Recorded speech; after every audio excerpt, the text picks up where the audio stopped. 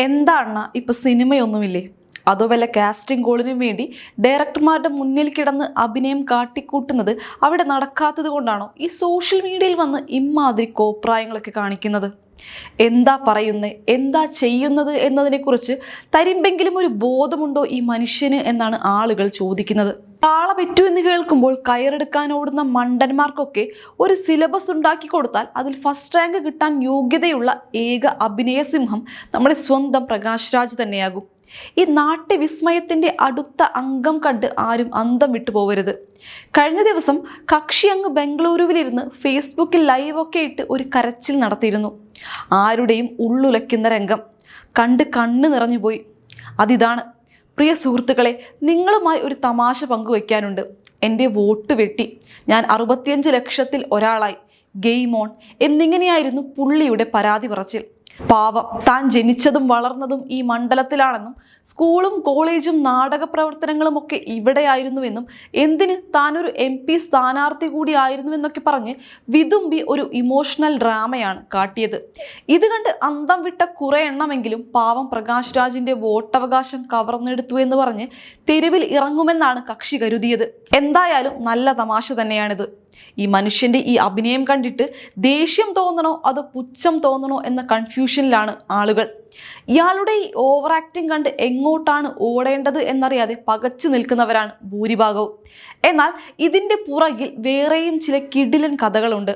4 voter ഐഡികൾ ഒരേ സമയം കൈവശം വെച്ചെന്ന ഗുരുതരമായ കേസിൽ ബംഗളൂരു കോടതിയിൽ ഇയാൾക്കെതിരെ 3 തവണ ജാമ്യമില്ലാ വാറന്റൊക്കെ പാസ്സായി ഇറങ്ങിയിരുന്നു എന്നത് ആരും പെട്ടെന്ന് മറക്കരുത്. ഒടുവിൽ കോടതിയുടെ പടി കയറി വന്ന് 4000 രൂപ കെട്ടിവെച്ച് ജാമ്യമെടുത്ത ആ ചരിത്രം നമ്മൾ വിസ്മരിച്ചുകൂടാ.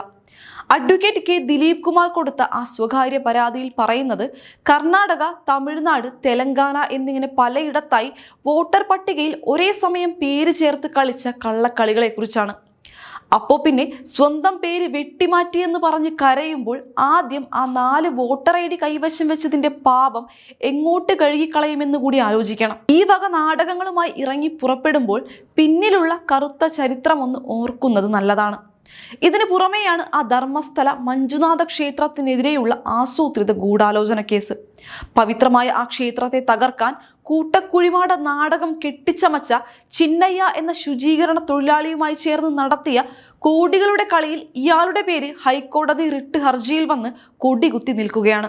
ധർമ്മസ്ഥലയെ തകർക്കാൻ വേണ്ടി 200 കോടിയുടെ ഗൂഢാലോചന നടന്നുവെന്നും തനിക്ക് 50 ലക്ഷം രൂപ വാഗ്ദാനം ചെയ്തുവെന്നും രാത്രി 8 മണിക്ക് ഗിരീഷ് മട്ടണ്ണവർ വിളിച്ച് പ്രകാശ് രാജുമായി ഫോണിൽ സംസാരിച്ചുവെന്നൊക്കെയുള്ള ഞെട്ടിക്കുന്ന വിവരങ്ങളാണ് പുറത്തു വന്നത്. ഇത് ഹൈക്കോടതി ജസ്റ്റിസ് സൂരജ് ഗോവിന്ദരാജ് വളരെ ഗൗരവത്തോടെയാണ് എടുത്തത്. ഹോം ഡിപ്പാർട്ട്മെന്റിനും മംഗളൂരു SP-ക്കും SIT-ക്കും ഒക്കെ അന്വേഷണത്തിന് ഉത്തരവിട്ട് നോട്ടീസ് അയച്ചു. അപ്പോൾ ഇതിനൊക്കെ പ്രകാശ് രാജ് കൊടുത്ത മറുപടി എന്താണെന്നോ? അതൊരു ഫോൺ കോൾ മാത്രമാണ്, സന്ദർഭത്തിൽ നിന്ന് അടർത്തി മാറ്റിയതാണ്. ഈ ഒരു പച്ചക്കള്ളം പറഞ്ഞ് ബംഗളൂരു പ്രസ് ക്ലബിൽ വന്ന് പത്രസമ്മേളനം നടത്തി തടിയൂരാൻ നോക്കി.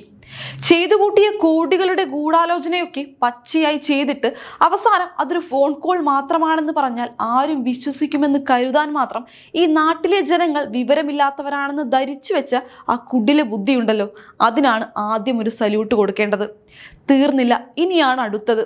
മൂന്നാറിലെ കയ്യേറ്റ വിവാദങ്ങളും സെലക്റ്റീവ് മതവിരോധവും ഒക്കെ എടുത്ത് പരിശോധിച്ചാൽ ഇയാളുടെ മുഖം മൂടി പൂർണ്ണമായും അഴിഞ്ഞു വീഴും. സ്വന്തം അമ്മയുടെ ചടങ്ങ് പള്ളിയിൽ ക്രിസ്ത്യൻ ആചാരപ്രകാരം നടത്തിയ ഇയാൾക്ക് ഹിന്ദു ആചാരങ്ങളോടും ഹൈന്ദവ വിശ്വാസങ്ങളോടും മാത്രം എന്തുകൊണ്ടാണ് ഇത്രയധികം അലർജിയും വിരോധവും എന്ന ചോദ്യം പൊതുസമൂഹത്തിൽ ശക്തമായി നിലനിൽക്കുന്നുണ്ട്. മറ്റുള്ളവരുടെ കാര്യത്തിൽ കൈവച്ചാൽ ആരുടെ ഗതി വരുമെന്ന് നല്ല ബോധ്യമുള്ളത് കൊണ്ടാണ് ഈ സെലക്റ്റീവ് മതേതരത്വം പുറത്തെടുക്കുന്നത് എന്ന കാര്യം ആർക്കാണ് അറിയാത്തത്? ഇമാതിരി ഇരട്ടത്താപ്പുകൾ കൈമുതലായി വെച്ചുകൊണ്ട് നടക്കുന്ന ഒരാളാണ് ജനാധിപത്യത്തെക്കുറിച്ചും ഭരണഘടനയെക്കുറിച്ചുമൊക്കെ വാചാലനാകുന്നത് എന്നത് കാണുമ്പോൾ സഹതാപമല്ല, മറിച്ച് വല്ലാത്തൊരു മാനസികാവസ്ഥയാണ് ഉണ്ടാകുന്നത്. പ്രകാശ് രാജ് ഫേസ്ബുക്കിൽ വന്ന് എൻ്റെ വോട്ട് പോയി ഗെയിം ഓൺ എന്നൊക്കെ പറഞ്ഞ് വെല്ലുവിളിച്ച് മേനി നടിച്ച ആ നിമിഷം തന്നെ ബംഗളൂരു കോർപ്പറേഷൻ വളരെ കൂളായി വന്ന് അദ്ദേഹത്തിന്റെ ആ ആകാശ കൊട്ടാരം താഴെ ഇറക്കി വെച്ചു കൊടുത്തു. പ്രകാശ് രാജിന്റെ പേര് വോട്ടർ പട്ടികയിൽ നിന്ന് അകാരണമായി ആരും വെട്ടിമാറ്റിയിട്ടില്ലെന്നാണ് ബംഗളൂരു സെൻട്രൽ സിറ്റി കോർപ്പറേഷൻ വളരെ വ്യക്തമായി പ്രഖ്യാപിച്ചിരിക്കുന്നത്. പുള്ളിയുടെ ആ പൊള്ളയായ അവകാശവാദങ്ങളുടെ മുനയൊടിക്കുന്നതായിരുന്നു കോർപ്പറേഷന്റെ ഔദ്യോഗിക പ്രസ്താവന. സംഭവം എന്താണെന്ന് വെച്ചാൽ സ്പെഷ്യൽ ഇന്റൻസീവ് റിവിഷൻ പ്രക്രിയയുടെ ഭാഗമായി BLOമാർ വീടുകൾ കയറി നടത്തിയ സാധാരണ പരിശോധനയിലാണ് കള്ളക്കളികൾ പുറത്തുവരുന്നത്. പ്രകാശ് രാജിന്റെ വോട്ടർ പട്ടികയിലെ ഔദ്യോഗിക വിലാസമായ വിത്തൽ മല്യ റോഡിലെ ഗാർഡൻ അപ്പാർട്ട്മെന്റിലെ 266 നമ്പർ ഫ്ളാറ്റിലേക്ക് ഉദ്യോഗസ്ഥർ പരിശോധനയ്ക്ക് ചെന്നു. എന്നാൽ അവിടെ ചെന്നിട്ട് സാറിനെ കണ്ടോ? ഇല്ല. പിന്നെ ആരെയാണ് കണ്ടത്? ഫ്ളാറ്റ് ഉടമയെയും പ്രോപ്പർട്ടി മാനേജറെയും അയൽവാസികളെയും ഉദ്യോഗസ്ഥർ ചോദ്യം ചെയ്തപ്പോഴാണ് ആ സത്യം പുറത്തു വന്നത്. പ്രകാശ് രാജ് കഴിഞ്ഞ 4 വർഷമായി ആ ഫ്ളാറ്റിൽ താമസമേ ഇല്ല. പിന്നെ അവിടെ ആരായിരിക്കും?